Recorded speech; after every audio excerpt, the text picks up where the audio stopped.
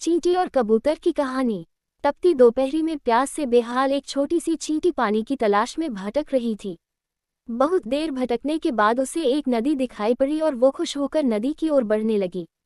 नदी के किनारे पहुंचकर जब उसने कल बहता शीतल जल देखा तो उसकी प्यास और बढ़ गई। वह सीधे नदी में नहीं जा सकती थी, इसलिए किनारे पड़े एक पत्थर पर चढ़कर पानी पीने का प्रयास करने लगी। लेकिन इस प्रयास में वह अपना संतुलन खो बैठी और नदी में गिर पड़ी। नदी के पानी में गिरते ही वह तेज धार में बहने लगी। उसे अपनी मृत्यु सामने दिखाई देने लगी। तभी कहीं से एक पत्ता उसके सामने आकर गिरा। किसी तरह वह उस पत्ते पर चढ़ गई। वह पत्ता नदी किनारे स्थित एक पेड़ पर बैठे कबूतर ने फेंका था, जिसने चींटी को पानी में गिरते हुए देख लिया था और उसके प्राण बचाना चाहता था। पत्ते से साथ बहते हुए चींटी किनारे पर आ गई और कूदकर सूखी भूमि पर पहुंच गई। कबूतर के निस्वार्थ भाव से की गई सहायता के कारण चींटी की जान बच पाई थी। वह मन ही मन उसका धन्यवाद करने लगी। इस घटना को कुछ ही दिन बीते थे कि एक दिन कबूतर बहेलिये के द्वारा बिछाए जाल में फंस गया।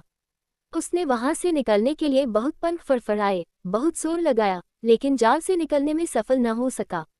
बहेलिये ने जाल उठाया और अपने घर की ओर जाने लगा।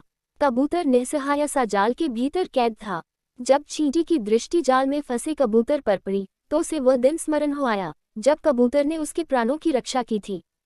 चींटी तुरंत बहेलिये के पास पहुंची और उसके पैर पर जोर जोर से काटने लगी। बहेलिया दर्द से छटपटाने लगा। जाल पर से उसकी पकड़ ढीली पड़ गई और जाल जमीन पर जा गिरा। कबूतर को जाल से निकलने का अवसर प्राप्त हो चुका था। वह झटपट जाल से निकला और उड़ गया। इस तरह चींटी ने कबूतर के द्वारा किए गए उपकार का फल चुकाया।